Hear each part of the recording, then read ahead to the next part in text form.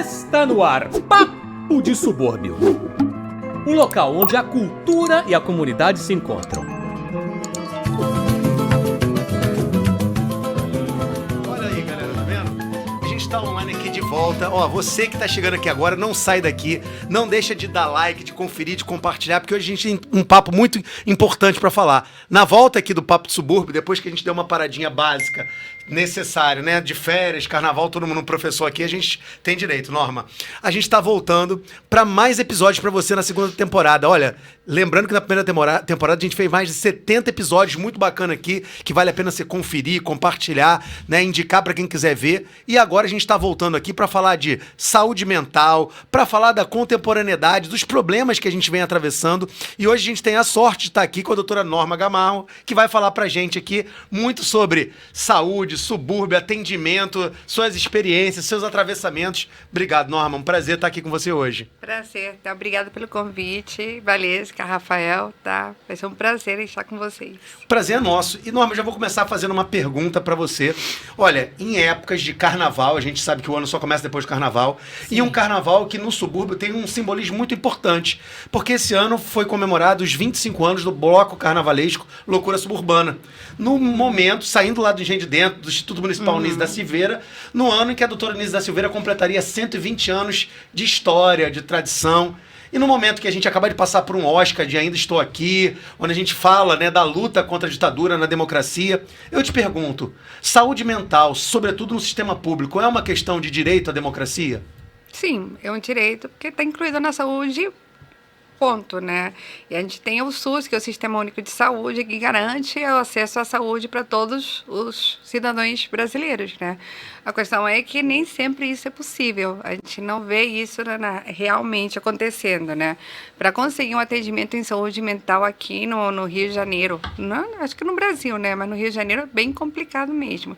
E se tiver uma especialidade aí, já complicou. Psiquiatra infantil, né? De repente, até psicologia, psicoterapia, as filas são enormes, etc. Mas sim, teria que ser o direito, sim.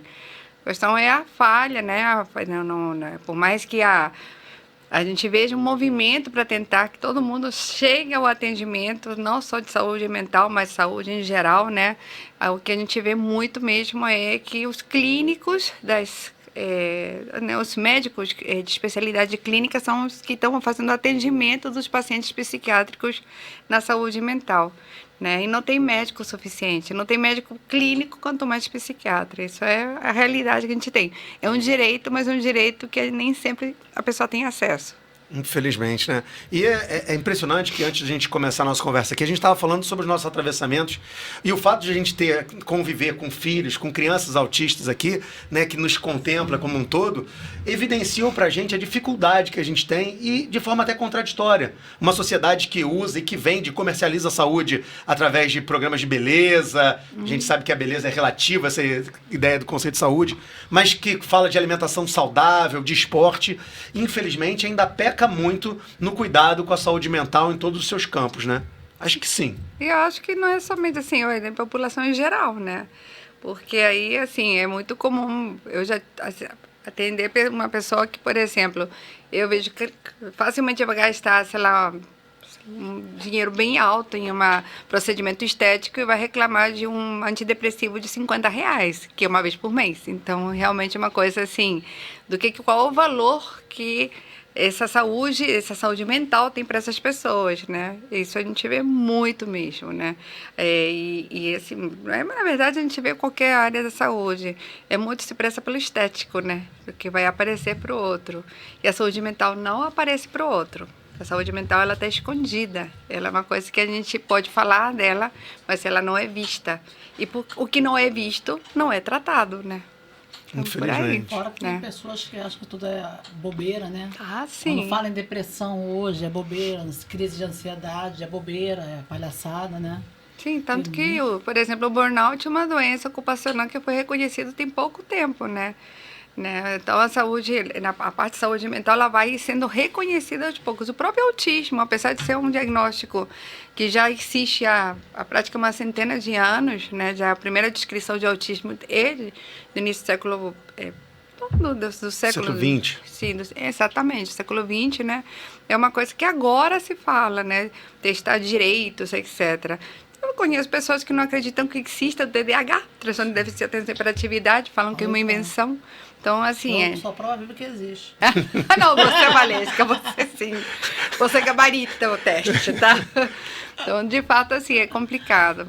E por aí. E eu puxei o gancho para a questão do autismo, eu acho que a gente pode falar sobre isso, Norma, e evidentemente nossa conversa vai passar por esse ponto, porque a gente vê a dificuldade, inclusive, de ter uma análise, né, de um psicopedagogo, de ter acesso a bons profissionais que tenham a capacidade, mas que também a gente tenha recurso financeiro, porque muitas vezes a gente não consegue pelo Sistema Único de Saúde, para que a gente possa, né, custear um trabalho que de fato é um trabalho que requer atenção, cuidado e que tem um custo na sua produção, na sua formação, na sua disponibilidade de tempo para produzir esse laudo, que muitas vezes é interdisciplinar, multidisciplinar, mas a gente sabe que é uma dificuldade e a gente sabe que esse laudo tem que ser refeito, né, de tempo em tempo, tem que ser refeito ou reavaliado, né, na verdade.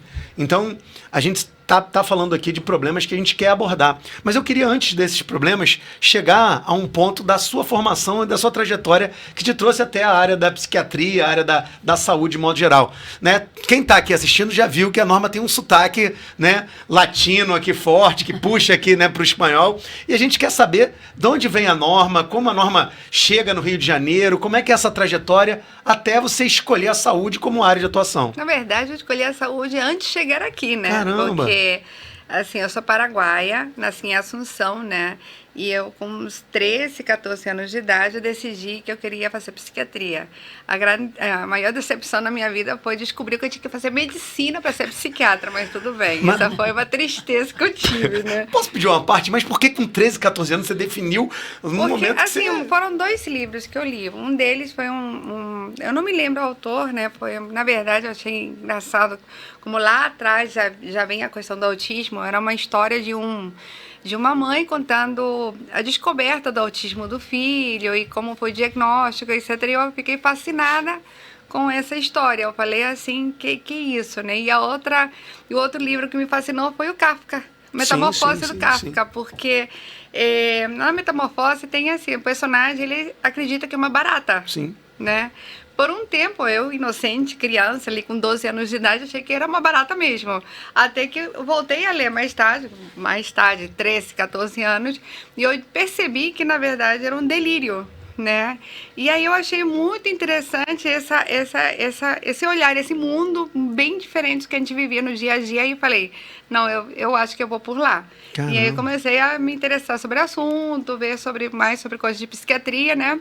Você já tinha algum médico na família, alguém de referência, que pudesse conversar, trocar ideia? Não? Não. Caramba. Meu pai era arquiteto, minha mãe era psicóloga, mas ela é psicóloga de recursos humanos, ela não fazia psicologia clínica, né? Tá. Então, assim, mas eu achei fascinante. Então, aí eu comecei a ter esse acesso. Meus pais liam muito, meu pai lia muito, né? Então, eu sempre li muito. E aí comecei a procurar mais esse tipo de leitura e me encantei. Aí, quando decidi que ia fazer psiquiatria, veio a medicina antes e agora eu sou apaixonada pela medicina, né? Na verdade, são 2 paixões, porque a psiquiatria, apesar de ser medicina, ela é uma medicina que vai para um lado bem diferente, porque a gente não cuida do corpo em si, a gente cuida da mente, né? Mas é bem interessante. Então, aí, decidi fazer medicina e lá em Assunção tinha um problema. A especialidade de psiquiatria não era uma especialidade assim, não tinha um lugar específico para estudar, né? Eu precisei, e aí eu falei, não, preciso sair do país para fazer psiquiatria. Então aí eu decidi fazer psiquiatria no Brasil, porque minha avó morava aqui no Rio. Aí eu fiz a prova, passei para a UFRJ, sou formada na UFRJ, tenho 25 anos. A sua avó já estava morando aqui? Já, ela morava lá, quando era jovem, já é outra história, a história da minha avó já é outra história. Ela veio pra cá, ela separou do primeiro marido, veio pra cá, casou de novo, e estou falando isso nos anos 40, 50. Caramba, vanguardista então, mesmo. Completamente, ela era, nossa.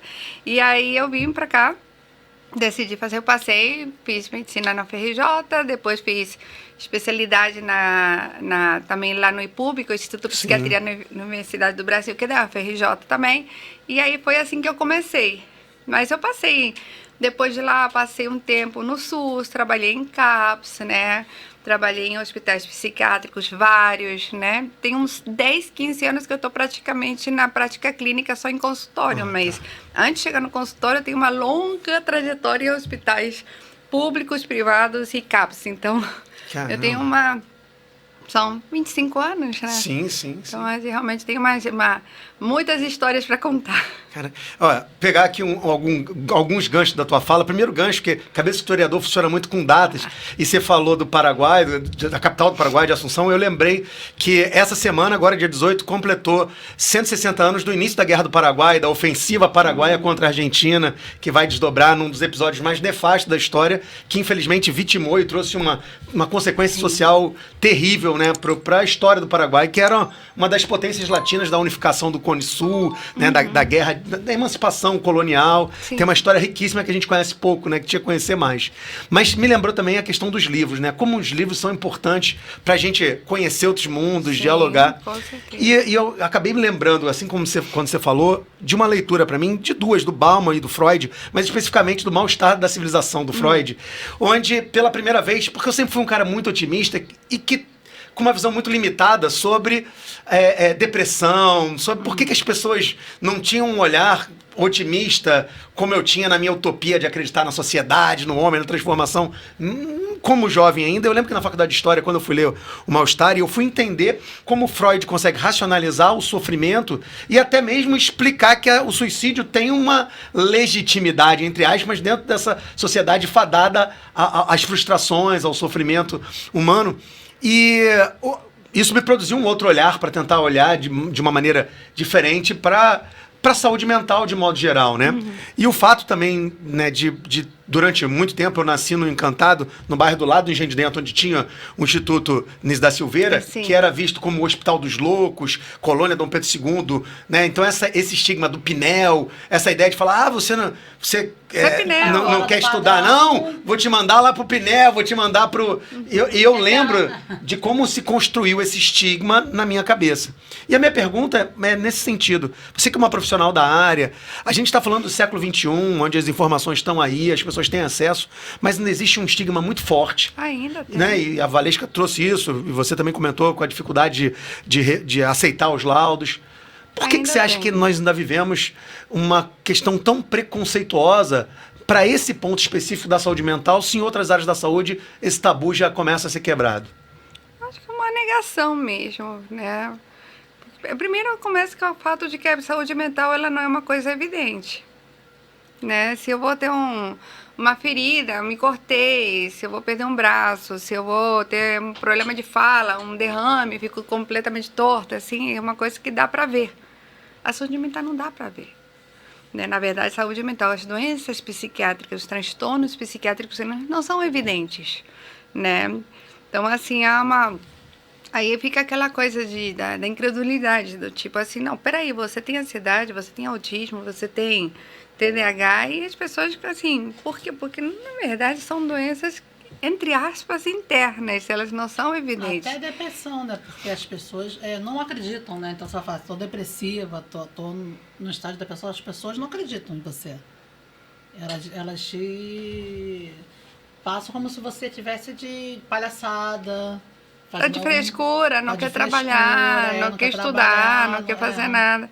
E, na verdade, são doenças, todos os transtornos têm uma base neurofisiológica, né? Neuroquímica, né? Na verdade, não são... algumas doenças vão ter alterações em ressonância, espectroscopia, PET scan, etc., mas na maior parte não tem. Na verdade, o diagnóstico ainda...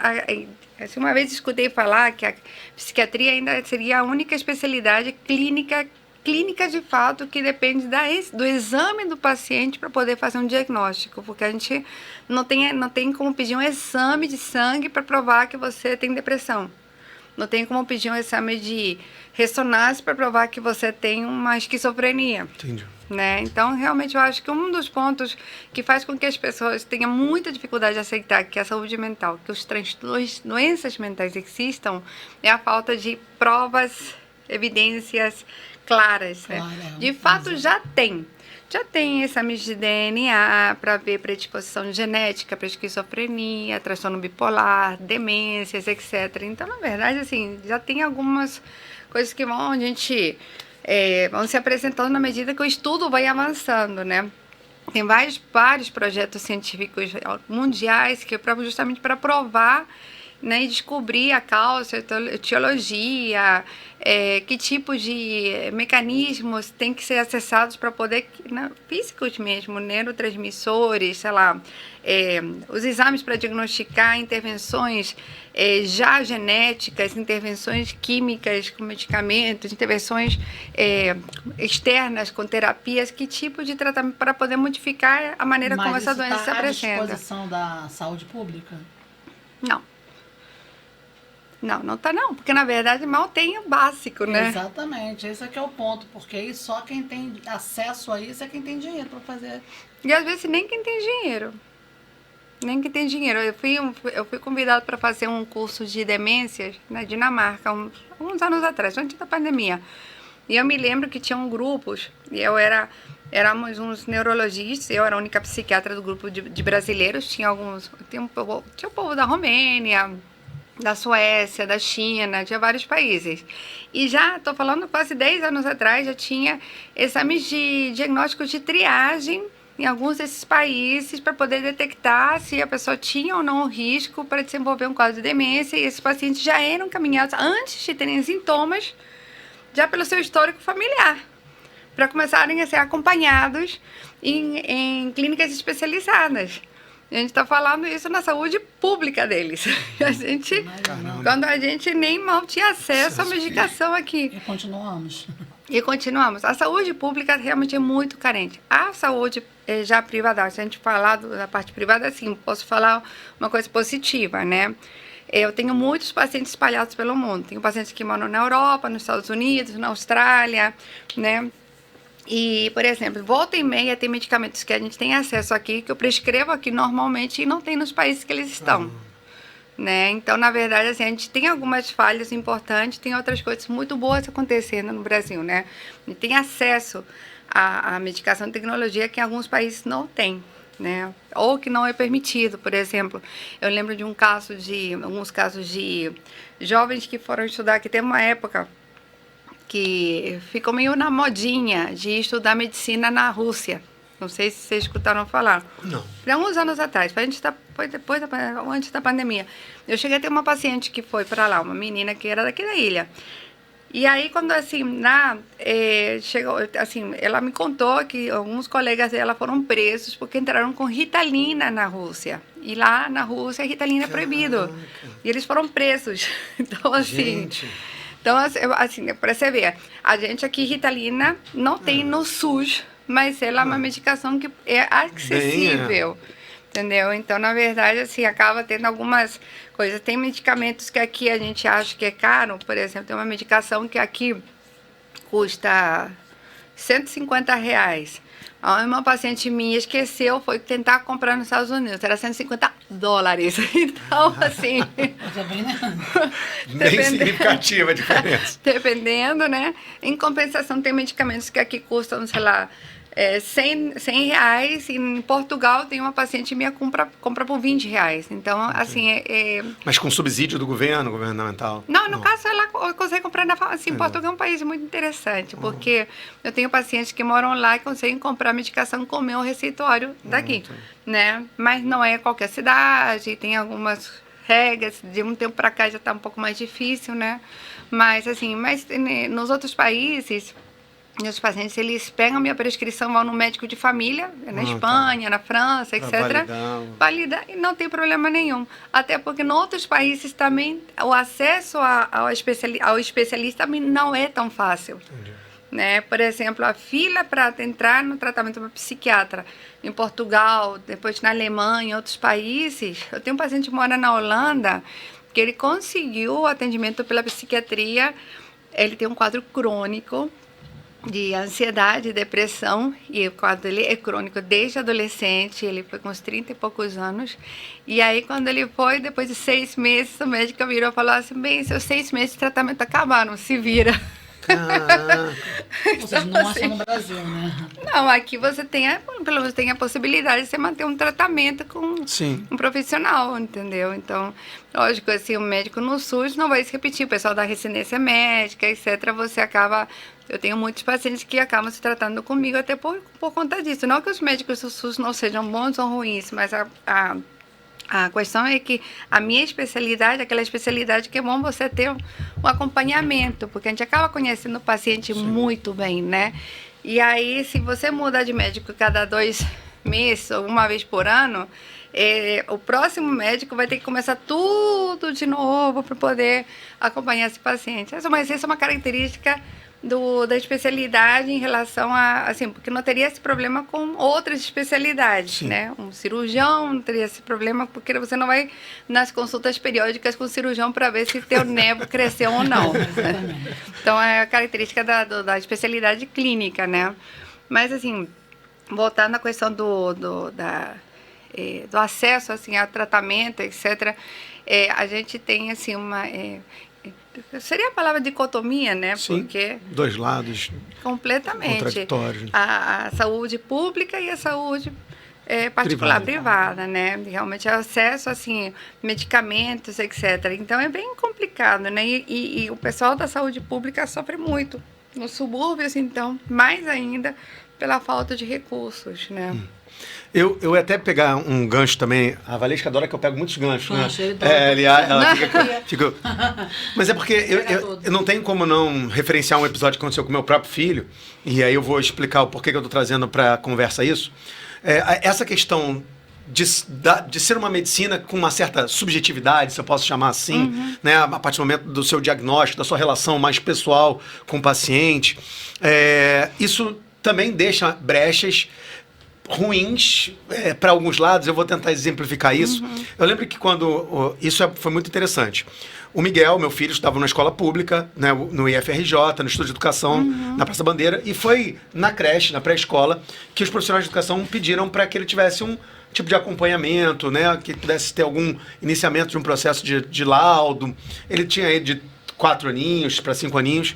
E eu lembro que a gente começou a querer procurar onde é que a gente vai. Eu não vou citar, até porque não é ético, mas a gente teve um primeiro contato num serviço público de saúde universitário. Um hospital universitário de saúde. E eu lembro que uma fila enorme, depois de esperar aquela fila enorme, o médico atendeu com 2 estagiárias e depois de analisar durante 5 minutos o meu filho, o Miguel, sem tocar ou sem perguntar diretamente para ele, mas perguntando mais para os pais, ele chegou para as meninas e falou assim: vocês sabem o que ele tem? Aí uma das meninas falou assim: autismo? Ele falou: não, Tourette. Ou seja, em 5 minutos ele bateu um laudo.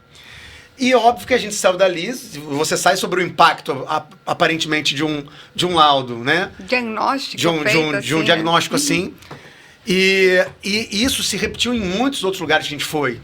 Também no sistema particular de saúde, com poucos minutos de atendimento, sem tocar novamente na criança, ou olhar, ou perguntar diretamente para a criança. Isso o Miguel já com 10 anos. Nossa. Né? Transtorno de ansiedade, síndrome de processamento sensorial e várias questões que tangenciavam até, né, características do autismo, mas ninguém chegava no autismo. não tinham ainda apontado ou sinalizado o autismo. E a gente, isso num 5º atendimento, depois de procurar um profissional com referência, a gente... E também a importância de uma equipe multifuncional, né, de fonoaudióloga, psicólogos, né, psicopedagogos, vários profissionais. Até hoje, quando você veio falar comigo a primeira vez, eu falei: Rafael, você já pensou no autismo? Lembra que você falou? Sim, você comentou. Então, o que eu estou querendo deixar claro aqui, e por isso que eu estou puxando o campo para a questão da saúde pública em especial, a gente ainda tem, talvez, a escassez de profissionais, mas talvez a gente ainda tenha, e eu não sou um especialista para falar, por isso que eu queria te ouvir, uma certa barreira, ou talvez uma dificuldade de atualização, ou de... De atualização. Tem sim, porque foi ontem, eu atendi um rapaz que eu atendo adolescentes e adultos, e aí ele tinha ido no médico, ele se tratava com um profissional de saúde mental, que eu até conheço, e aí ele foi fazendo uma terapia, acompanhamento psicoterápico, a terapeuta falou, eu acho que você está dentro do espectro. E aí ele foi, procurou uma avaliação neuropsicológica, fez a avaliação, levou para o médico que tratava dele há, sei lá, mais de 8 anos, e falou, também, esse aqui eu fiz, foi me indicaram e queria que o senhor desse uma olhada e pudesse atestar, porque quem pode atestar é o ato médico, então só o médico pode fazer o diagnóstico, fechar o diagnóstico. O médico se recusou a abrir o resultado. Já ouvi vários exemplos desses também. Falou que não ia ver, manteve o tratamento dele e despachou. Lógico, esse paciente ele não voltou mais nesse médico, me procurou, né? Eu vi, li toda a avaliação e de fato ele tinha, e aí ele foi contando episódios desde a infância, adolescência dele, as dificuldades, no caso dele. Era uma questão mais social mesmo, ele tinha uma superdotação, uma pessoa muito inteligente, trabalha na Petrobras, então assim, mas você viu, o homem acompanhava ele com esse médico há 8 anos. Caramba. E o médico não quis nem abrir, então há uma resistência sim. De fato, a gente pode pensar assim, há um super diagnóstico dos transtornos de TDAH, autismo, etc. Mas estatisticamente é isso, e está aumentando. Aí fica aquele questionamento, está aumentando por uma questão da própria, assim, será que é uma contaminação? Será que esses agrotóxicos? Será que tantas coisas químicas que a gente consome no nosso dia a dia estão trazendo essa piora no DNA e causando isso? Ou a gente está lidando, na verdade, com diagnósticos que sempre existiram e que não eram diagnosticados, na verdade? Então, assim, a prevalência, por exemplo, de TDAH, né? Vamos por parte. TDAH, 30% nas populações urbanas. É um estudo que foi, assim, já se repetiu várias vezes, sempre saiu um número muito parecido, 30%. Ou seja, de cada 10 pessoas, 3 têm TDAH, algum grau de TDAH. Aqui temos 3 pessoas, 4. Uma tem TDAH. De fato, uma tem TDAH. Olha só, que legal. Laudada, né? Fechou. Razão! Fechou. Laudada, eu não sei, porque eu nunca vi. Fechado. Fechou o diagnóstico. Tom, já fez laudo, Tom? Então, já fez Não alguma... não vou buscar. Não procura não, que você achar alguma coisa, né? Um diagnóstico vai sair. Então, assim, a gente é só numa mínima, assim, amostra você vai encontrar. Aí, por exemplo, populações rurais, esse diagnóstico já cai para 1%. Aí você vê, por exemplo, tem um paciente, um garoto que ele tem TDAH aqui no Rio, tava muito problema, tava no antipsicótico, ele tinha para surtos de agressividade, aquele TDAH hiperativo, bem explosivo, etc, né? E aí a família se mudou para Paraíba e a família optou em continuar se tratando comigo, né? O garoto continua comigo. Eu recebi uma mensagem hoje da mãe que acabou a medicação dele e aí ela não conseguiu comprar. E aí ele tá só com um dos medicamentos do TDAH dele, mas não o antipsicótico, que era por conta da agressividade dele. Ele está ótimo. Aí ela falou, ele corre aqui, ele anda de bicicleta, ele tem espaço. A gente está se mudando para uma casa maior, etc. Então, muito provavelmente, eu lembro que eu vi isso nesse estudo, que nas populações rurais, a porcentagem de TDAH seja menor porque ela tem mais espaço para gastar essa energia toda, né? Enquanto que nas... É pro campo. Não, olha só, não inventa. Olha, não, Valesca, não inventa. Não inventa, amiga, não inventa. Não, que eu não posso te seguir no campo, não, que eu sou urbana, por favor, tá? E aí, nas urbanas não tem espaço. E aí aumenta a irritabilidade, etc, né? Eu sou um pouco irritada quando aperto o botão do elevador. Não. Ele me irrita. Não. Poucas coisas me irritam na vida. Alguém na minha frente, quando eu quero passar de carro. Não, Valesca. Que você é tão TDAH que você esqueceu que você está irritada. Então, na verdade, não se preocupa não, que não dá tempo de você ficar irritada, tá? Sim. Então, assim, mas aí a questão do autismo é a mesma coisa. Assim, eu me lembro, alguns anos atrás, eu vi uma apresentação num congresso dos Estados Unidos, que falava da prevalência de autismo, que já era alta naquela época, eu tô falando, tipo, uns 10, 15 anos atrás, que já era, tipo, 10% dos nascidos teriam algum grau de autismo. Isso já aumentou. A porcentagem de autismo nos nascidos nos Estados Unidos, acho que aumentou já para 40%, algum grau. A gente tem que lembrar que o autismo é um espectro. Sim. É por isso que ele mudou o diagnóstico, é o transtorno do espectro autista, onde você tem vários graus, deficiências, tipos de deficiências. Comorbidades, né? Comorbidades que também afetam o diagnóstico, a indicação de tipo de tratamento, né? Então, na verdade, e notícias, esse diagnóstico vai mudar. Então, na verdade, a coisa tá fluindo ainda. Há uma possibilidade desse transtorno do espectro autista mudar alguns critérios diagnósticos, talvez o grau leve, talvez ele saia, né? Mas eu acho que é muito mais por conta dos diagnósticos de serem encaixados no PCD do paciente com deficiência. Então, pode ser que isso mude, mas ainda, por enquanto, estamos naquele espectro, e esse espectro, dentro dos estudos, tem aumentado muito. Mas aí fica aquela questão, será que é porque não tinha diagnóstico? Não. Ou, de fato, a gente está, na gestação, a mulher está se expondo a muito mais estresse, quando né? eu fui fazer o do João, eu fui correr atrás do laudo do João, né? O que o João tinha, a gente passou pelo geneticista, né? E aí ele falou assim pra mim, eu falei assim, é genético ou não é genético? Ele falou assim, olha, é um facilitador. Ele ser autista é um facilitador. Se ele for ter filhos, ele pode ou não ter filhos autistas, como o irmão dele também. Porque tem casos na família que ninguém é autista. E um é. Ou ninguém diagnosticou ainda, né? Não, mas porque ele falou, não tem ninguém que é autista, você faz todos os exames, dá nada.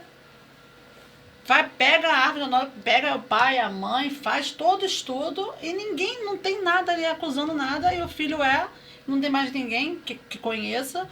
E às vezes tem família que vai nascendo. Se tiver 1, 2, 3, 4 filhos, vão todos nascendo com autismo. Aí ele falou assim, eu não digo para você que seja genético. Por isso que eu não posso afirmar para você muito que é difícil. genético. Porque é multifatorial também, né? Tem alguns estudos que falam que se durante a gestação a mulher passar por situações de muito estresse, ela aumenta o risco dessa criança que está sendo gerida ter uma porcentagem maior de TDAH, estudos mesmo, né? Ansiedade, etc. Então, mas a gente vê muito, o espectro autista tem um perfil, alguns tipos. A gente vê um perfil muito genético, coisa que quando é o espectro acompanhado com retardo mental, por exemplo, quando tem uma deficiência, aí a gente vê um histórico e aí a pessoa fala, não, porque o filho fulano, do tio, do papagaio periquito também tem igualzinho, ou a vovó também era assim, que seja. Mas isso se repete em outros transtornos, depressão, ansiedade, etc. Eu falo que eu tenho pacientes, são famílias de ansiosos, todos têm transtorno de ansiedade. Que é transtorno de ansiedade? É um transtorno, é um quadro, na verdade, orgânico, em que você tem uma resposta exacerbada ao teu sistema de alerta, né? Na ansiedade, você vive no teu dia a dia e, por algum motivo, algumas situações são identificadas pela pessoa como situações de estresse, de ameaça mesmo. E a gente tem uma área cerebral específica, né, que fica aqui atrás, são 2 pontinhos, na verdade, a amígdala. E ela, quando recebe essa informação de ameaça, que nem sempre é uma ameaça, pode ser uma situação, uma briga com o vizinho, pode ser um aborrecimento, um familiar internado, né, mas que por algum motivo é visto como uma ameaça, então essa área cerebral vai determinar se vai ter uma resposta que a gente chama de luta ou fuga. E ela que sinaliza para que a gente entre em um estado de alerta, né? Quando você não tem um TAG, um transtorno de ansiedade, vamos supor, estourou uma bomba aqui, pá! Quem tem transtorno de ansiedade tem uma resposta a esse estímulo muito mais intensa. Ela vai ter uma reação muito intensa em relação a essa adrenalina que vai ser liberada por mim, por você, por qualquer um aqui na sala, mas que a resposta do ansioso vai ser muito maior do que uma pessoa que não tem ansiedade. Você é uma questão orgânica mesmo, entendeu? E aí, como é uma questão orgânica, a gente pode pensar que assim como tem diabetes e hipertensão pode ser genético, esses transtornos também são. Então, você vê famílias de ansiosos, que todo mundo tem ansiedade, desde a vovozinha passando e vai chegando a criança, aí vai chegando, né? E aí você só fica olhando, vai dar um tag aí. Vai dar alguma coisa aí, se juntar 2, hein? Não, quando tem a predisposição, quando eu falar, eu até brinco com alguns pacientes que tem algumas pacientes minhas bipolares, eu falo assim, por favor, quando você casar, vamos casar com alguém que não tenha nenhum CID. Não me arranja problema, diminui a possibilidade. Vou passar um questionário primeiro para poder identificar os transtornos, que você não está podendo misturar o teu DNA com outra pessoa, não, tá? Vamos embora. Normalmente tem. Primeiro, te agradecer, doutora Norma, porque é muito bacana a gente ter, de forma pedagógica, didática, esse entendimento e essa reflexão fundamental para a nossa sociedade contemporânea. Você traz muitas coisas que me fazem pensar e refletir sobre várias perguntas que eu quero fazer, né? E vários dilemas. Um desses dilemas diagnosticar já é complexo. E depois que se tem o diagnóstico, respeitar o diagnóstico em várias instâncias. A gente que trabalha com educação, a gente vê que muitos lugares, que infelizmente a gente dá aula, e lugares que estão falando da iniciativa privada, colégios caros, particulares, passam por cima de inclusão, né, de ter um PEI, de pensar basicamente isso. E na nossa realidade, o TEA e o TDAH são os que mais têm aparecido, né, nas escolas recentemente. Então a minha primeira pergunta é saber se no seu cotidiano de atendimentos, se também de fato são, né, os diagnósticos mais recorrentes, o que você mais tem trabalhado. Assim, até uma coisa interessante, assim, como atendo adolescentes e adultos, eu atendo muito professor. Muito professor. Tenho assim, até porque o professor me indica para o outro, que me indica para o outro, que me indica para o outro. Quando eu vejo, eu tenho assim, eu tenho muita experiência na educação via indireta, né?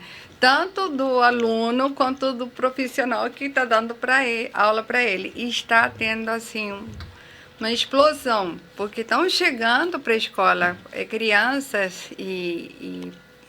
né, pré-adolescentes e adolescentes também com diagnóstico, ou seja, como vocês falam, não tem sem laudo. Sem laudo. Sem laudo. Né? Pessoal, minhas professoras, minhas pacientes falam assim, não, chegou uma criança sem laudo.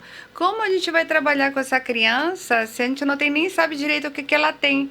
Não está laudado. O próprio profissional de educação já começa a utilizar termos para poder descrever a situação, né? E aí, por quê? Porque essa criança, ou o pai não tem interesse de levar para fazer um diagnóstico, ou simplesmente não tem onde fazer um diagnóstico. Ou também não aceita, né? Entendeu? Mas assim, nessa parte da educação, vou te falar que está melhor que em muitas escolas particulares. Porque há eu vejo pelo menos uma tentativa de colocar, de ter mediador, etc. Não é todas as escolas públicas, né? Eu escuto de algum, por exemplo, volta e meia escutar, se eu consigo uma vaga na escola fulano de tal, porque lá tem mediador, assim, Que é entendeu? caro, né? Porque não tem, assim, como se diz, apesar de ser uma coisa que deveria ser obrigatório ter, não tem, tanto que tem muitos pacientes meus que os pais pagam os mediadores para poder acompanhar seus filhos com espectro ou com TDAH. TDAH nem tanto, o espectro que é uma grande necessidade mesmo, indicação e necessidade, né? Então, assim, é bem complicado. Então, assim, eu vejo muita dificuldade, sim. Eu mesma tive dificuldade, porque minha filha também está dentro do espectro, né? E a Valesca super me ajudou nessa época e ela falava assim, essa escola não tem PEI. Cadê o PEI? Cadê o PEI? Cadê o PEI? Né? Então, assim, eu ficava assim, até eu que sou da área, eu ficava rendida sem saber direito para onde ir. Porque assim, eu sou da parte do diagnóstico e tratamento, que acontece depois, eu vou encaminhando, né? Mas é complicado, então, porque assim, não tem. Primeiro que as pessoas, assim, aí a gente tem outros transtornos que estão acontecendo nos jovens, né? Que a gente está falando de dois grupos muito específicos. Mas a gente não está falando, por exemplo, desse grupo enorme de jovens com depressão, ansiedade, os quadros de automutilação, tentativa de suicídio. Se eu vou colocar aqui, assim, isso é independente se é particular ou se é público. Tanto que eu tenho minhas professoras, eu falo minhas professoras, né? São minhas queridas, adoro elas. E elas, por exemplo, tem uma outra que é coordenação, não sei o quê, trabalha no SOI, que seja, e fala assim, eu não sei, essa menina me chegou com o braço todo cortado. O que eu faço com ela, né? Então, na verdade, assim, a coisa vai complicando, né? Então, assim, há uma carência muito, muito grande do diagnóstico, de ter profissionais que não aceitam que exista esse diagnóstico. E aí você fechou o diagnóstico, beleza, para onde eu vou? Aí vem toda uma demanda de quais especialidades vai ter. A terapia tipo A, não sei o que, fono, psicopedagogo, ecoterapia, assim, vai lá encaminhando. Conseguiu algum? Não, mas vamos tentando, vamos continuar tentando. Vai, né? Isso vai, e isso não é somente na pública, na particular também. Eu tenho vários pacientes que tiveram que entrar na justiça para o plano poder liberar esses atendimentos para esses pacientes. Parece que são novinhos, né? A intervenção melhor, quanto mais jovem, melhor o resultado a longo prazo, né? Aí, assim, bem complicado. Aí chega nas escolas, né? A maior parte das escolas não tem realmente... Porque, na verdade, a sociedade não é a escola. A sociedade não está... Eu ia falar sobre isso. Não está pronta para lidar com esses diagnósticos. É complicado mesmo. A gente ainda não travou um debate como a sociedade precisa travar em termos de inclusão. A gente vive numa sociedade patriarcal que há 136 anos não conseguiu, né, se defrontar de uma forma significativa sobre o racismo estrutural que a gente vive. Então imagina o que é falar de saúde mental, o que é falar... A gente ainda tem uma luta constante pelo fim dos manicômios, né, por essa ideia de acabar com terapias, residências terapêuticas. A luta antimanicomial no Brasil, ela está sempre sob ameaça. A gente tem que lembrar que o antigo governo trazia a possibilidade de retomar ações, né? Há pouco tempo atrás se falava ainda, né, em voltar com tratamento de eletrochoque. Né? A gente já teve... Mas essa indicação é muito relativa, porque, na verdade, a eletroconvulsoterapia, ela tem suas indicações claras. Bom ouvir sobre então, isso. assim, é feito com cuidado, é feito com anestesia, com acompanhamento, etc. E são indicados para alguns casos muito graves. Eu já cheguei a encaminhar para uma paciente alguns anos atrás que tinha um delírio. Era uma coisa assim, nenhum medicamento fazia efeito. E ela vivia internada.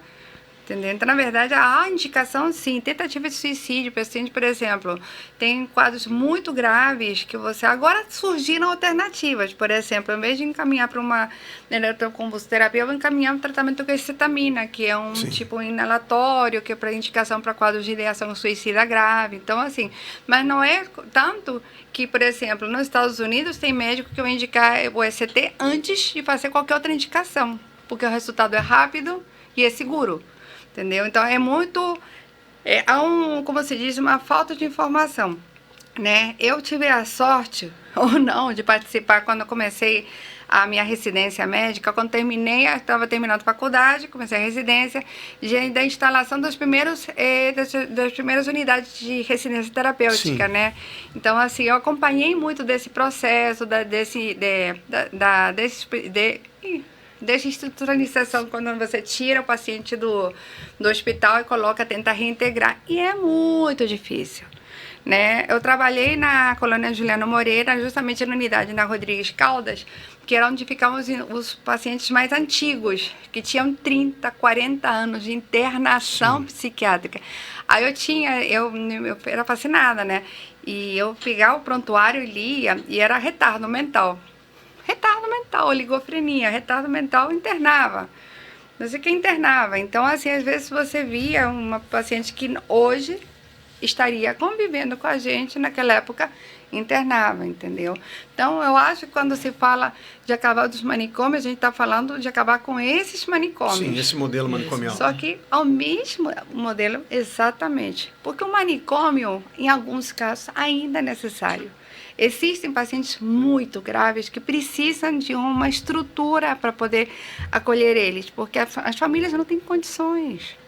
Não tem como você ficar com um paciente que é agressivo, que já foi tentado todo tipo de medicação, e o paciente continua agressivo, entendeu? E o paciente que é suicida, que já tentou várias vezes, entendeu? Então, assim, é uma coisa de proteção mesmo. Mas do modelo que era, porque eu cheguei a pegar aquele barra pesada mesmo, com as histórias de lá, acho que era Viana do Castelo, que era das mulheres, né? E teve uma rebelião lá, que me contou, foi até uma enfermeira que trabalhava, porque ela tinha o pessoal que era antigo, né? Que as pacientes se rebelaram, e elas assim...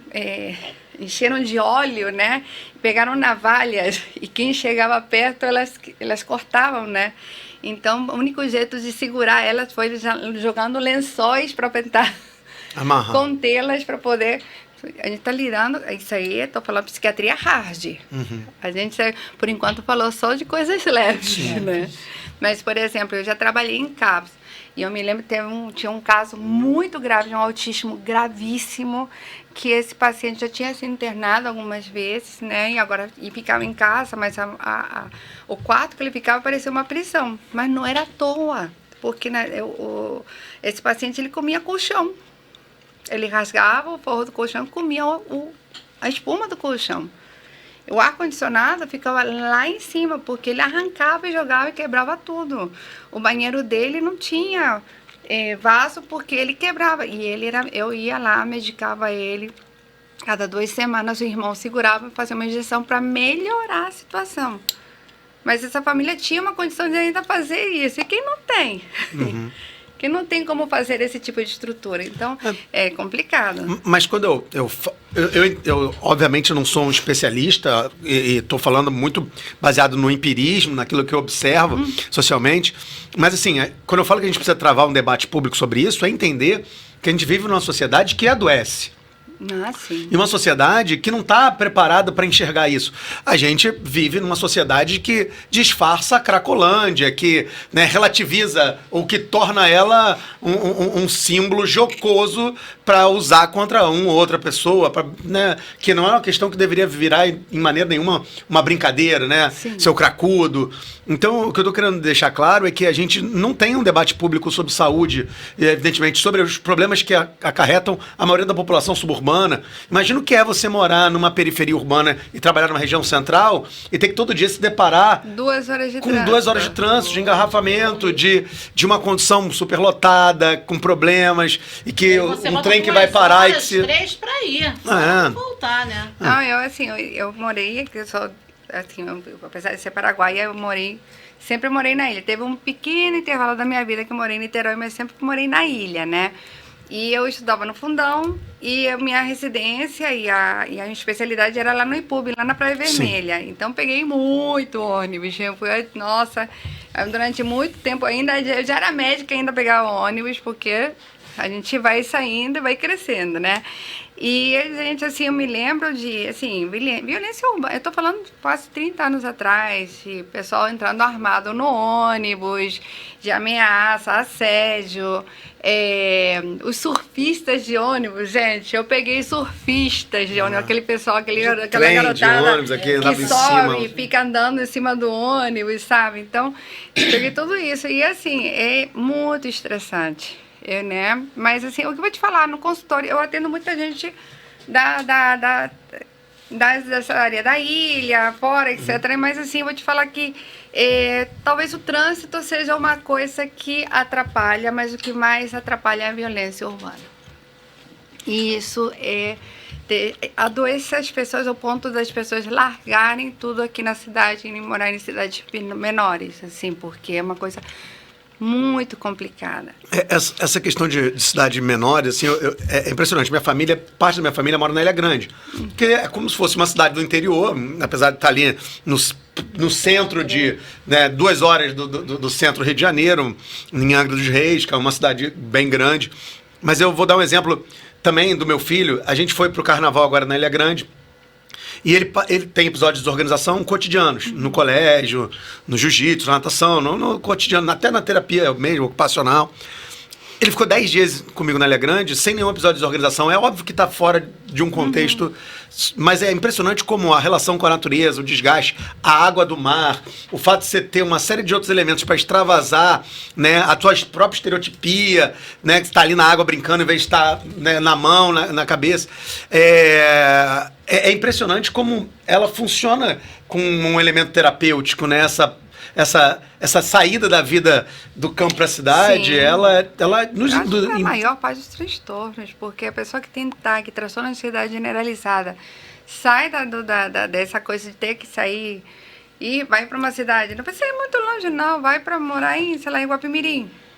Já melhora. Eu tenho vários pacientes que pararam de se tratar porque saíram dessa questão do contexto do trânsito, da ameaça, de não ficar muito tempo. Se eu estou no ponto de... Tem uma paciente, atendi semana passada, ela estava super compensada, ela está muito bem. Ela me pediu um atendimento de urgência ela tinha visto uma perseguição policial com todo mundo se jogando no chão. Aí ela sentiu que ia ter uma recaída dos sintomas. Mas eu falei, meu bem, até eu ia ter uma crise de ansiedade. Isso aí não foi uma recaída, não. Imagina, você vê uma gente trocando tiro na tua frente e qualquer um vai ficar em estado de pânico. Não se preocupe, não é recaída, Mas né? deixa eu falar pra você, você atende tanto na Zona Sul quanto no subúrbio. E você vê uma diferença dos diagnósticos do subúrbio para a Zona Sul? Um Ou são os pouco. mesmos? Não, assim, praticamente são os mesmos, né? São os mesmos. Até porque muita gente que vai no meu consultório do Flamengo vai vai tipo Tijuca pra lá, entendeu? Sim. Campo Grande, por conta da facilidade de trem, metrô, essas coisas, né? Mas assim, se a gente for pensar um pouco, né? Eu vejo assim, há uma certa diferença assim, tá? Engraçado, não sei se também por conta de ser aqui, né? Mas talvez seja uma diferença. Nunca tinha me perguntado isso bem agora, com tua pergunta, né? Lá na Zona Sul, eu não atendo tantos pacientes graves como de esquizofrenia, etc., porque eu acho que lá tem mais recursos terapêuticos, tem mais hospitais, hospital dia, etc., entendeu? A pessoa tem um acesso.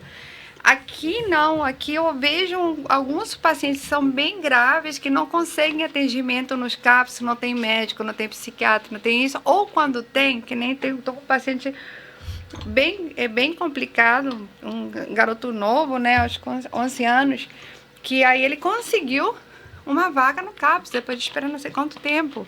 E aí eu falei, pô, parabéns, não sei o que, não sei quanto, então ele vai ficar acompanhado lá. Aí a família falou, não, ele vai continuar com você. Você é a médica dele, a gente só quer os psicólogos de lá. Entendeu? Então, na verdade, há uma falta de recursos, sim.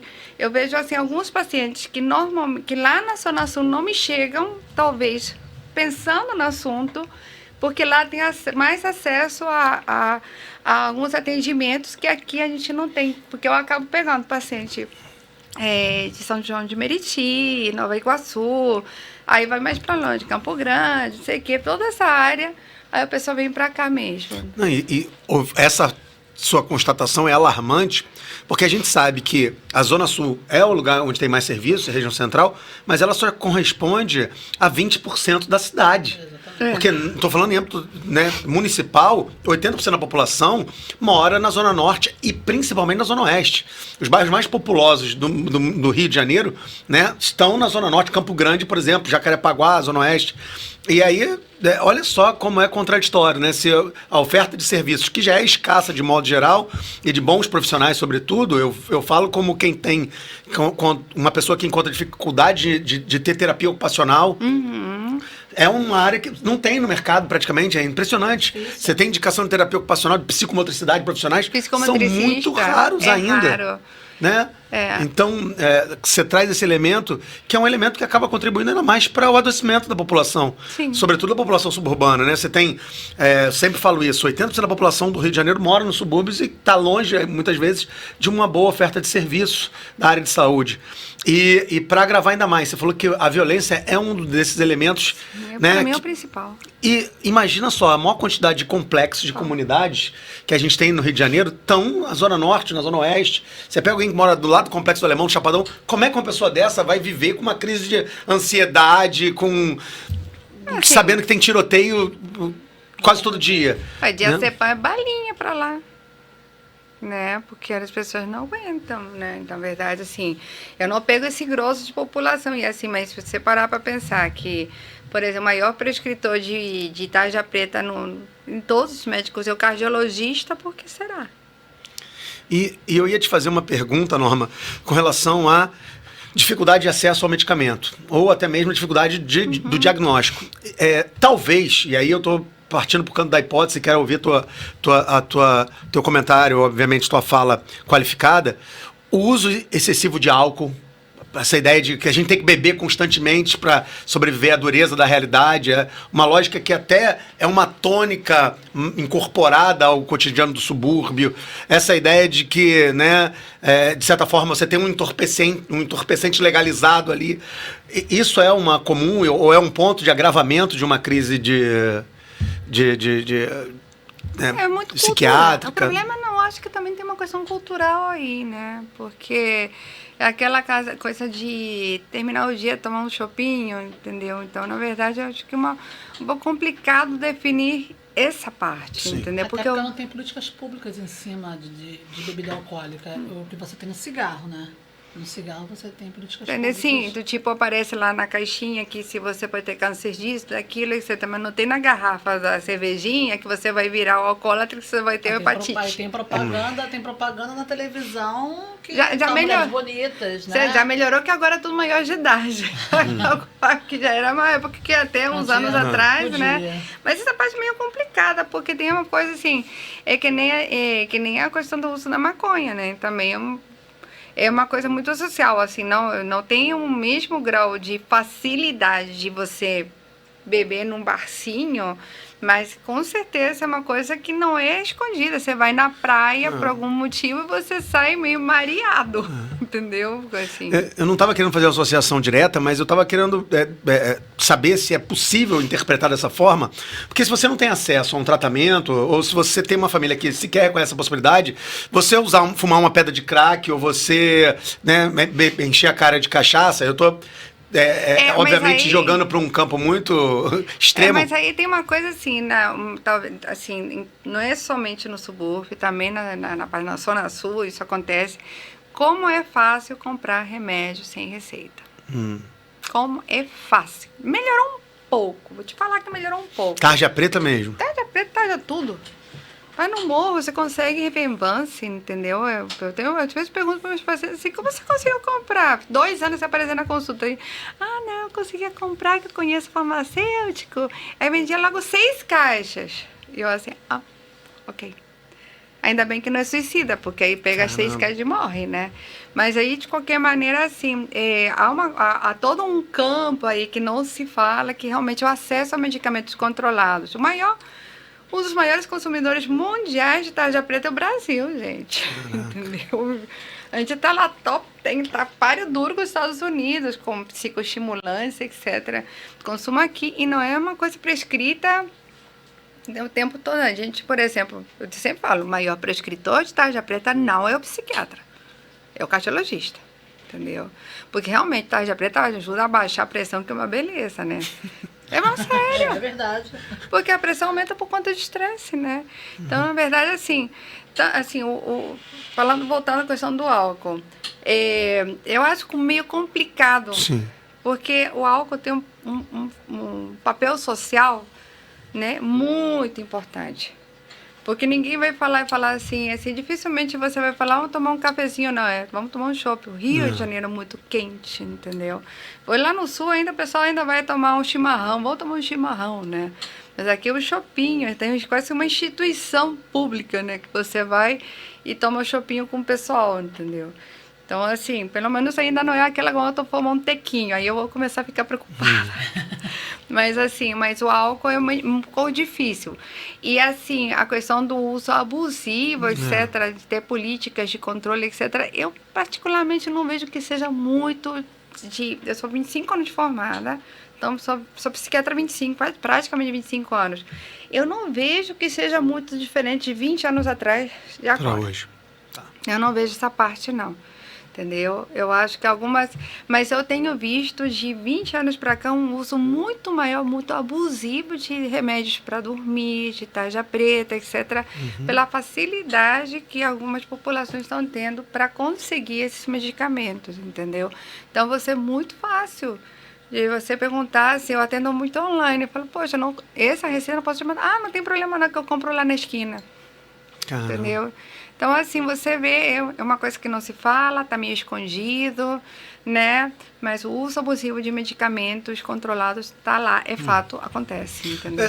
A minha pergunta foi porque eu acho que existe uma fronteira tênue e eu vejo muitas vezes que os jovens, eles bebem em demasia mesmo. Tipo, passamos pelo carnaval, a gente sabe que o carnaval é uma exceção dentro da nossa trajetória cultural, histórica, mas essa ideia de que tem que beber e beber muito, a ponto de perder o estado de consciência, é uma coisa que sempre eu via com um certo receio, né? Mas isso sempre teve. Isso não é uma coisa que mudou de 30, 40, 50 anos atrás. O álcool sempre teve a questão da fuga, mas também da questão do social mesmo. Eu posso provar que eu posso fazer parte Sim. desse grupo. 50 anos atrás era o cigarro. Tá. Era famosa, era chique você fumar um cigarro, um pitilho, né? Agora não rola, né? Tem que ter, assim, todo mundo sabe do mal que faz e mesmo assim, como é difícil parar. Não tem tratamento certo para o tabagismo, né? Doutora Mas Norma, álcool é mais... desculpe. né? Eu queria aproveitar para te fazer uma pergunta sobre o canabidiol. Né? E eu vou te fazer essa pergunta porque a gente sabe que para o autismo existe também, né, uma posição que não é totalmente consolidada ainda. A gente sabe que é um medicamento novo, nem todos os médicos prescrevem, alegam que tem poucos estudos. Queria saber sua opinião sobre, né, a difusão do canabidiol mundialmente e a entrada dele no Vamos Brasil lá. e como é que você tem visto Vou esse... te falar assim, engraçado, porque eu sou prescritora, né? E, na verdade, eu comecei a prescrever mais até por insistência, solicitação e insistência de alguns pacientes que falavam, você precisa, porque... Interessante, assim. A primeira vez que eu ouvi falar sobre canabidiol terapêutico foi por aqueles casos de epilepsia. Já tenho mais de 10 anos disso, né? E eu comecei a participar, que eu viajo muito para congresso, em palestras, tentar me informar melhor como é que é a indicação. E eu me lembro uma palestra que eu assisti, foi antes da pandemia, que estava lá, indicações do canabidiol. Até tinha unha encravada, assim, sem brincadeira. Eu olhei assim e falei assim, não, peraí, isso aí não é real. Como que uma coisa vai ser bombril? Isso mil utilidades. Eu fiquei aí muito descrente dessa palestra. Falei assim, não, isso aí não vai rolar comigo, não.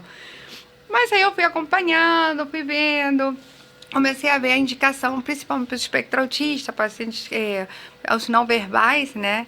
E alguns outros casos, aí comecei a acompanhar e comecei vamos passando daí, aí por insistência de um outro paciente, falei, não, vamos começar a trabalhar com canabidiol. Comecei a prescrever canabidiol, né, nas suas diferentes apresentações, né, e assim, vou te falar, para mim tem uma indicação sim, eu tenho pacientes no espectro que tiveram melhora com canabidiol, que começaram a falar, inclusive aquela coisa bem, né, tem uma indicação boa para isso, né, mas te falar que todos respondem? Não. Não. De jeito nenhum. Tem muito, de cada 10 pacientes que eu prescrevi, bota que 2 responderam bem, o resto não, como qualquer outro medicamento.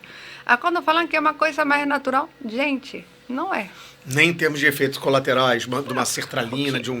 Não. É o mesmo jeito, pode ter efeito colateral, tem paciente que tem diarreia, tem paciente que tem insônia, agitação, tem paciente que tem isso aí, e quando tem THC, então, aí piora ainda mais, porque eu tô falando canabidiol puro, Sim, né? sim.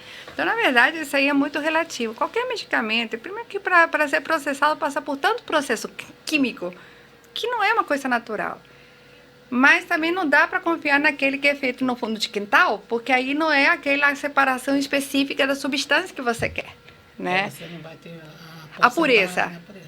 Né? Porque para você poder liberar uma medicação no mercado, tem que ter um mínimo de tantos por cento disso, daquilo, né? E para poder passar por isso, passa por processo químico. Eu tive a sorte, fui convidada para fazer um masterclass de prescrição de canabidiol, foram 2 anos atrás que eu fui para a Colômbia, né? Aí visitei uma das fábricas, principais fábricas de fornecedores de produtos derivados da maconha, né? CBD, com THC, CBG, etc. Tudo aquilo que é enorme. É um portfólio, né? E eu fui nas plantações, eu não sabia, tem vários tipos de maconha, gente. Várias plantinhas diferentes, eu não sabia disso, gente, fiquei surpresa, né? Mas o cuidado da elaboração era impressionante, porque assim, primeiro eram estufas super protegidas, você entrava com o propé, aqueles sapatinhos de pé, jaleco, touca, máscara, para entrar na estufa onde estavam elas, para a gente não contaminar a bendita da plantinha, E o né? mais engraçado é o seguinte, assim, quando conheço a Norma, né, eu tenho um relato de duas crianças autistas, né, que começaram o canabidiol que você passou. A mãe chegou a chorar, porque ela não conseguia tirar o filho de casa toda vez que ela ia, ele dava crises e tinha que voltar para casa, e aí ela conta chorando mesmo. Eu tenho gravado isso, ela chorando, falando que depois do uso do canabidiol, Melhorou. como a vida dela passou a ser outra. E Sim. também tem outro relato de uma outra pessoa, que ele fala que depois do uso do canabidiol também, o filho dele passou a falar, ser mais falante. Então, Sim, mais assim, comunicativo. ele conta isso pra todo mundo. Mais afetuoso. Onde chega, ele começa a falar, você Não, tá reparando? é uma pena que não funciona para todo mundo, mas quando eu falo dessa história, a minha experiência lá, por conta da questão de que não é somente pegar uma plantinha, ferver e tomar. É um processo químico e assim também tem impureza, tem indicação, tem assim como eu falo até, por exemplo, assim, vou falar, é que nem você comparar chocolate Copenhague com chocolate aquele de caixinha que se compra no supermercado. Então, tudo tem qualidade, quando tem mais qualidade, tem mais eficácia, etc. E, assim, é uma coisa, é químico, não, a gente não é natural. Essa coisa, quando me fala, passa uma coisa mais natural, passa uma cannabis, uma coisa mais natural, eu fico assim, ai, meu Deus do céu. Não é natural. Isso não é natural. Fitoterápicos, homeopatia, você também prescreve? Homeopatia não. Não. Tem, até assim, tanto lá, assim, a homeopatia, ela eu tenho uma amiga, grande amiga, que é homeopata, né? Mas, assim, é uma especialidade até um pouco questionada, entendeu? Então, na verdade, assim, mas de qualquer maneira, assim, mas eu trabalho com fitoterápicos. Eu até fui, no ano passado, eu fui também, de novo, para a Colômbia, por outro convite para fazer um curso de atualização com fitoterápicos. Então, assim, bem bacana mesmo.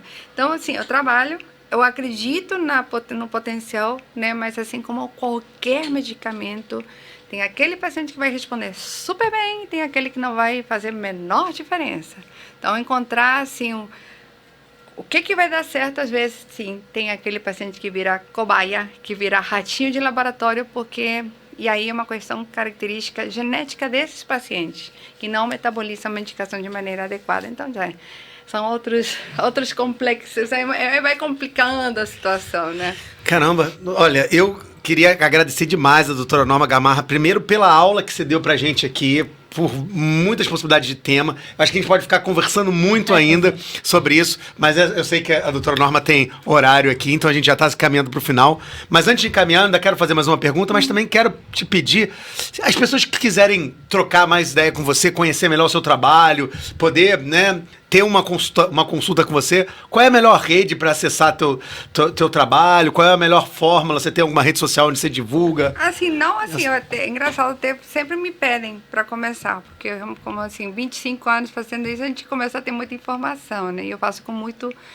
Eu sou apaixonada pelo que eu faço. É um amor que começou com 13 anos de idade, eu acho que vai durar até a próxima encarnação, mas tudo bem. Isso já é outros 500, né? Mas, assim, normalmente, assim, tem na internet algum material ou outro que se puxar meu nome vai aparecer alguma entrevista que eu já participei, etc. Mas não tem um canal específico, né? Mas quem quiser entrar em contato comigo... Eu até tenho, como se diz, tenho Instagram, essas coisas, né? Você lembra a arroba do seu Instagram? Norma Maria, tem jeito. É Norma Maria. Norma Maria, tá. É. Arroba Norma Maria, só isso. Aparece os congressos que eu vou, que não são poucos, né? Mas não aparece, assim, todo o meu conhecimento, todo portfólio, né? todo trabalho, né? Não, porque eu até às vezes fico pensando, eu vou falar de quê? É tão extenso. A psiquiatria, para mim, é um mundo tão extenso, tão interessante, tão fascinante, que eu acho que, assim, se alguém falar assim para mim, escolhe um assunto sobre o que falar, eu falo assim, meu Deus do céu. Mas é tanta coisa interessante, assim, e eu como se fosse assim, eu tenho muita experiência, eu tenho muito conhecimento, eu atendo uma média de 400 pessoas por mês, então, assim, eu tenho muita experiência, muita coisa, né? Multiplica isso por 25 anos, imagina só. Ao longo, no outro dia, Peraí. tem uma paciente, a minha secretária, outro dia, ela falou assim, não, fui dar uma olhada, você tem mais de 15 mil pessoas de contatos no teu celular, entendeu? 15 então, assim, mil, cara. Então, assim, eu boto aqui lá que pelo menos 14 mil sejam pacientes, em algum momento passaram por mim, né? Às vezes o pessoal me encontra assim, eu já fui sua paciente, quem disse que me lembro? Mas, Deus do céu, eu fico morrendo de vergonha. Algumas pessoas te marcam, alguns estão comigo há mais de 20 anos, um dos meus primeiros pacientes, Roberto, ele ainda é muito, ele tem toque, ele está comigo há 25 anos, praticamente, então, assim... muito querida, então assim, eu guardo, e graças a Deus, tenho uma memória muito boa. Eu não tenho TDAH, graças a Deus. Tá? Será? Porque, né? Mas assim, Mas então essa parte assim é mais complicada porque eu não tenho, assim, mas é uma ideia que às vezes me vem, não, um dia eu tenho que botar para jogo tudo que eu sei, mas falta tempo, né, que eu trabalho muito.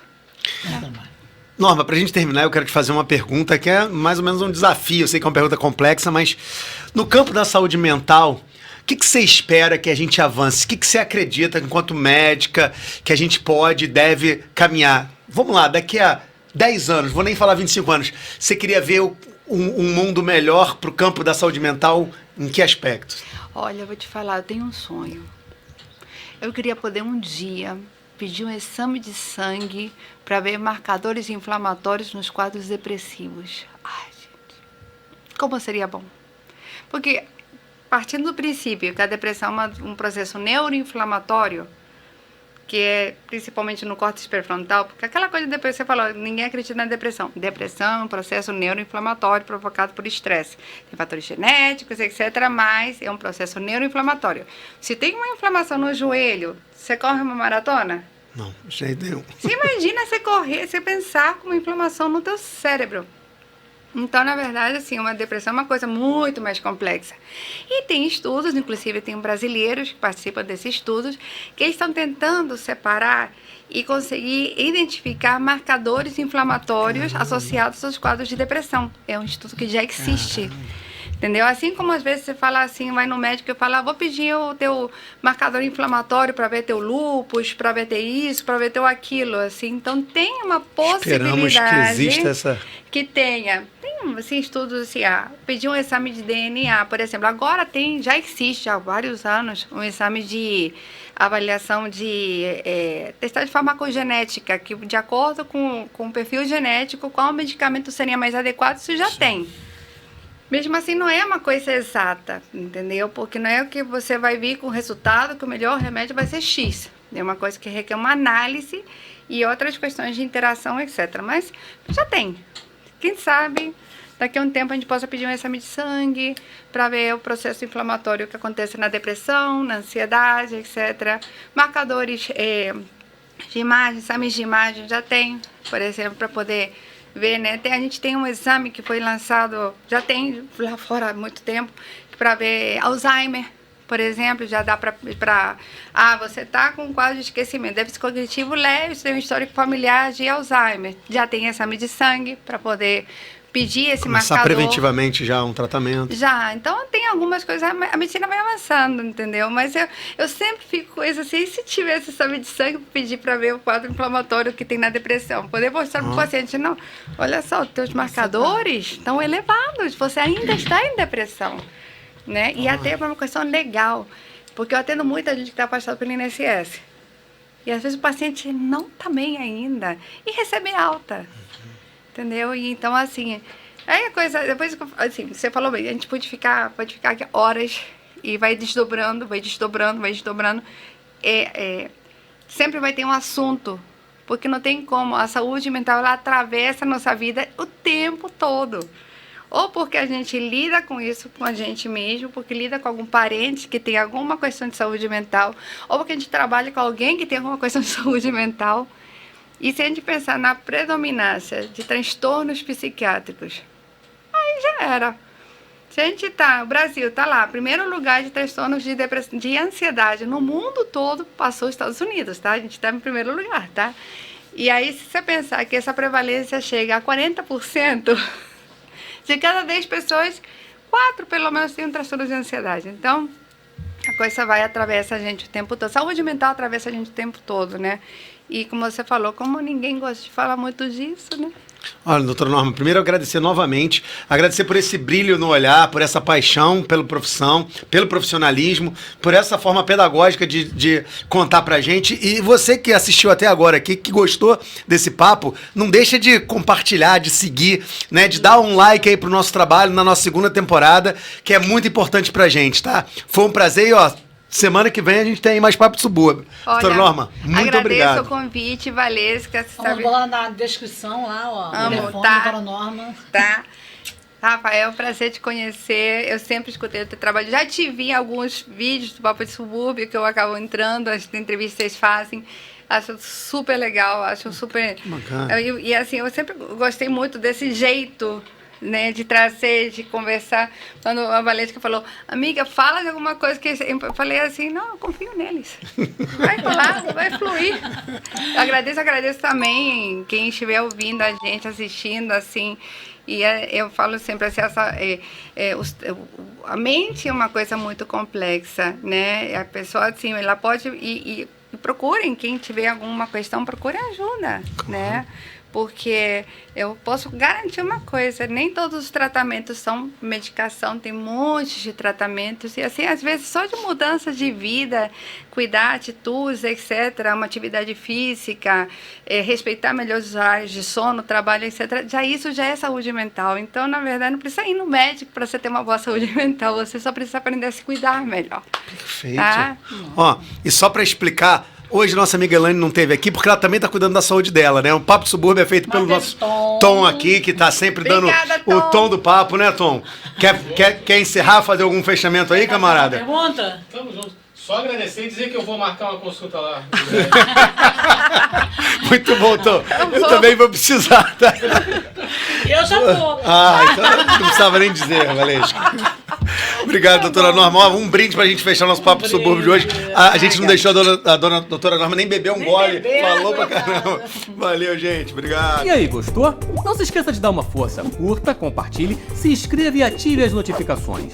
Papo de Subúrbio, onde a cultura e a comunidade se encontram. Continue conosco, assista outros episódios e acompanhe nossas redes. Espalha pra geral. Vem!